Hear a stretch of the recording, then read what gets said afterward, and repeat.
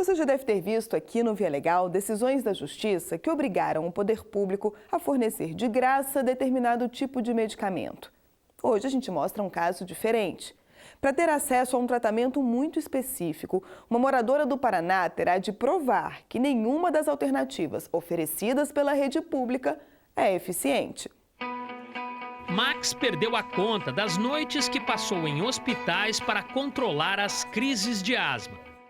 Sensação de agonia é uma coisa desesperadora, na verdade, né? Tu entra tu tá num quarto ali, quando vê do nada, tu já começa a sentir aquela falta de ar, não tem bombinha, às vezes não tem nebulizador, daí é complicado.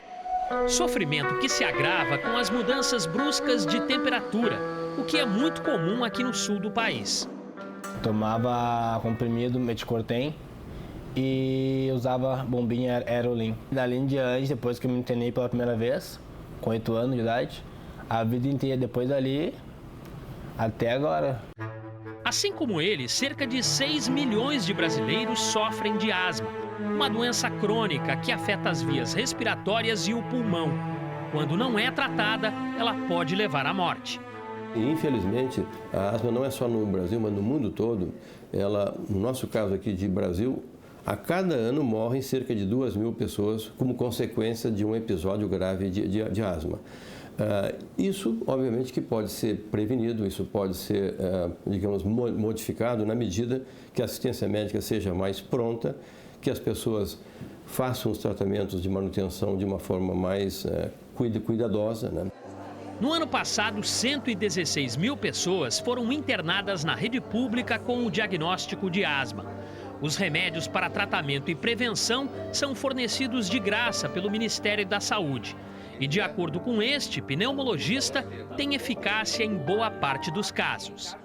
Se nós considerarmos os medicamentos assim, mais tradicionais, né, a budesonida, que é o anti-inflamatório, existem outros anti-inflamatórios desse tipo, mas o mais comum que se usa é a budesonida, e o formoterol, que é um broncodilatador de efeito prolongado. Então, os medicamentos que contêm essa associação são bons para controlar a maioria dos pacientes com asma. Mas apesar de todas as alternativas oferecidas pelo SUS, uma moradora de Maringá, no Paraná, entrou na Justiça Federal para receber um outro medicamento. A mulher, que sofre de asma brônquica, alegou ter feito vários tratamentos e em nenhum teve o resultado esperado. Mas o argumento não foi aceito. Ela então recorreu ao Tribunal Regional Federal da 4ª Região, que também negou o pedido. Nós temos no SUS protocolos e remédios recomendados para determinadas doenças.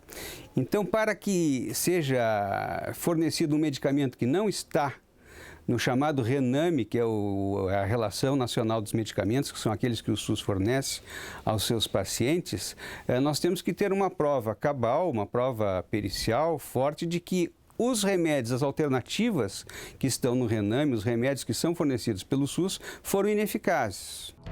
Ainda segundo o relator do processo, o remédio solicitado pela autora da ação, o Omazilumab, só deve ser usado em casos muito específicos e após esgotadas todas as possibilidades disponíveis na rede pública. Esse remédio que ela quer utilizar é um remédio realmente, digamos assim, com efeitos graves. E a recomendação clínica para esse remédio é que a pessoa tenha internações frequentes. Ela está com 40 anos, a última internação dela foi aos 14. Que a pessoa seja inabilitada para trabalhar, ela está trabalhando. E que tenha um problema ventilatório brônquico, é asma, né? Grave, e no caso dela é moderado. O especialista alerta: quem sofre com a asma deve buscar orientação médica, mesmo quando não está em crise. Às vezes a pessoa com asma toma um remédio, está tomando remédio há 5 anos. Aí eu pergunto, última vez que viu o médico que receitou o remédio? Já faz anos e anos.